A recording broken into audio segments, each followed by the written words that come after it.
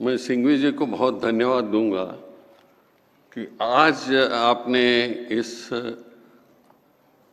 Legal fraternity को पूरे देश में से बुलाया और ये बहुत ज़रूरी भी था कि हमारे देश में एक तरफ मणिपुर हो गया है, एक तरफ पहलगाम हो गया है और मणिपुर में एक्सटेंशन, गवर्नर्स रूल एक्सटेंशन के बाद एक्सटेंशन हो रही है। पहलगाम में इतना हल्ला होने के बाद उधर कुछ टेररिस्ट पकड़े नहीं गए और ऐसे इसमें ये सम्मेलन इस देश की जो युवा पीढ़ी के हमारे लीगल फ्रेटर्निटी के लोग हैं उनको विचार करने के लिए यहाँ बुलाया है। तो मुझे याद आ रहा था अभी कि एक गीत था, हम बचपन में सिनेमा देखते थे, कवि प्रदीप का था, इस देश को बड़े संभाल के लाए हैं हम तूफान और किश्ती से, और इस देश को संभालना भी आप लोगों को है। इस तरह का प्रदीप का एक गीत था। ये जो कठिन था, अभी तक 11 साल के पहले कांग्रेस की सत्ता थी। कई कठिन समय में से डॉक्टर मनमोहन सिंह और सोनिया गांधी जी ने सत्ता की डायरेक्शन की। आज हम शेल्टरलेस हो गए हैं, लेकिन शेल्टरलेस हो गए तो भी डरने की कोई बात नहीं है। हमारे को अपने खुद पे पैर पे खड़ा रहना होगा और एक एक कदम चल के हमारे डेमोक्रेसी को प्रोटेक्ट करना होगा।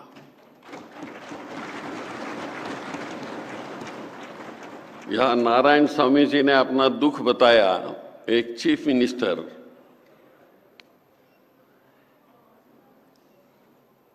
जिसको कॉन्स्टिट्यूशनल पोजीशन है, लेकिन उस पर गवर्नर ने जो अन्याय किया वो यहाँ बता रहे थे। इस देश में कभी नहीं हुआ था और न होना चाहिए कि कॉन्स्टिट्यूशनल प्रोटेक्शन इस देश में नहीं रहेगी तो कल यहाँ हमारे देश में जो दलित है, आदिवासी है, माइनॉरिटी वाले हैं, कहाँ चले जाएंगे। एक तरफ एक विचार आएगा तो उसी विचार से देश चलेगा। हमारे को इसके बदलाव करना ही होगा और ये बदलाव करने में हम कॉन्स्टिट्यूशनल राइट से हम चलना चाहते हैं। हम अनकॉन्स्टिट्यूशनल रास्ते पर नहीं चलना चाहते हैं।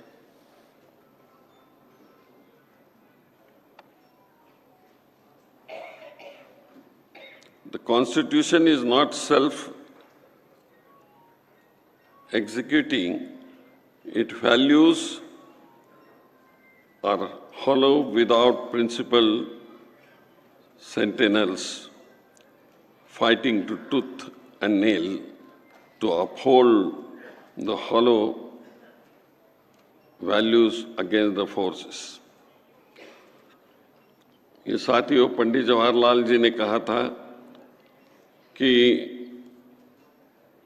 ट्विस्ट विद डेस्टिनी में उन्होंने स्पीच जो दे दिया था तो उन्होंने कहा था कि ambition of the greatest man of our generation has been to wipe every tear from every आई।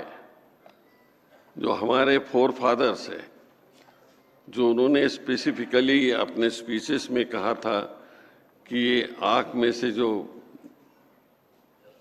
पानी निकलता है उसकी हम जब तक फिक्र नहीं करेंगे, विचार नहीं करेंगे, देश हमारा आगे बढ़ नहीं सकता।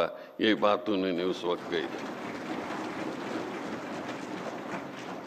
और आप सब इंटरप्रेटर्स ऑफ लॉ हो, और इस लॉ के इंटरप्रेटर राइट वे करना होगा, गलत नहीं करना होगा।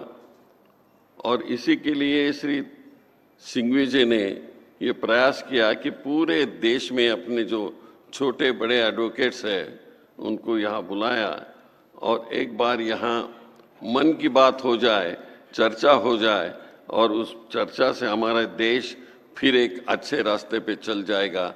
इस प्रकार की भावना उन्होंने रखी है। मुझे सिंघवी जी को धन्यवाद देना है कि ऐसे बहुत कम लोग होते हैं जो उनको भी सरकार में तकलीफ हो गई, लेकिन वो डट के रहे और अपनों को सब काम में लगाए, देश बचाने के कार्यक्रम में वो लगाए हैं। इसके लिए उनको धन्यवाद देता हूँ।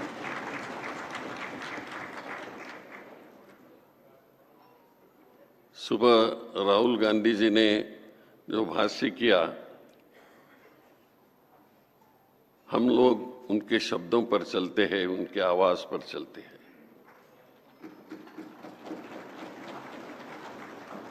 और हमें सत्ता आज नहीं कल आएगी, उसकी कोई फिक्र नहीं हमें, लेकिन हमारी कॉन्स्टिट्यूशन सेफगार्ड होना चाहिए। डॉक्टर बाबा साहब आम्बेडकर ने सबके लिए जो ये ज्ञान दिया है, या अच्छे रास्ते पे चलने का एक रास्ता बताया है, उसको प्रोटेक्ट करना होगा। और मुझे पूरा विश्वास है कि ये सब हमारी लीगल फ्रैटर्निटी, पूरे देश में की लीगल फ्रैटर्निटी आज उसको प्रोटेक्ट करने के लिए तैयार है। सिंघवी जी, मैं आपको धन्यवाद देता हूँ कि आपने अच्छा टॉपिक निकाला। कभी कभी ऐसा होता है कि जहाँ जरूरी है वो टॉपिक नहीं करते हैं, लेकिन आज ऐसे वक्त आपने ये टॉपिक निकाला। देश की इसकी जरूरी है, लोगों को जरूरी है, इसका विचार मंथन होना चाहिए और देश आगे चलना चाहिए। स्वतंत्रता पूर्व में जो हो गया था उसी का ये रास्ता है, और मुझे पूरा विश्वास है यही हम सब लोगों की इच्छा रहेगी तो जल्दी हमारी सत्ता यहाँ आएगी। इसमें मेरे दिल में कोई अविश्वास नहीं है। मैं आपको धन्यवाद देता हूँ। मुझे सुबह सुबह बताया मुझे आना होगा, लेकिन ये हम लोग तो कांग्रेस वाले कब भी तैयार रहते हैं, हम डरते नहीं।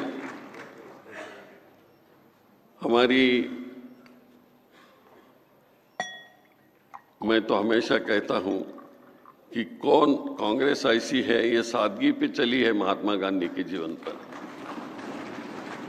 और कौन न लड़ जाए सादगी पर लड़ते हैं मगर हाथ में तलवार भी नहीं। ये विचारों की तलवार है, विचारों की तलवार, आगे बढ़ेंगे। जय हिंद।